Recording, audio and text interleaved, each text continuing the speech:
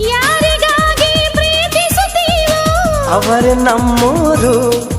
ಅನುರಾಗ ಒಂದು ಹಾಲು ಬೆಳದಿಂಗಳು, ಅಂತರಂಗ ಒಂದು ಅಮೃತ ಮಹಲು.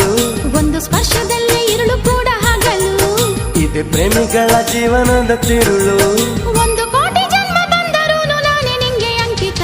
ಸಾವಿರ ಕನಸಿನ ಸುಂದರ ಪದಗಳ ಹಾಡುವ ಸಮಯವಿದು. ಮೆಚ್ಚಿದ ಮನಸ್ಸಿನ ಪ್ರೀತಿಯ ಕದಗಳ ತೆರೆಯೋ ಹೃದಯ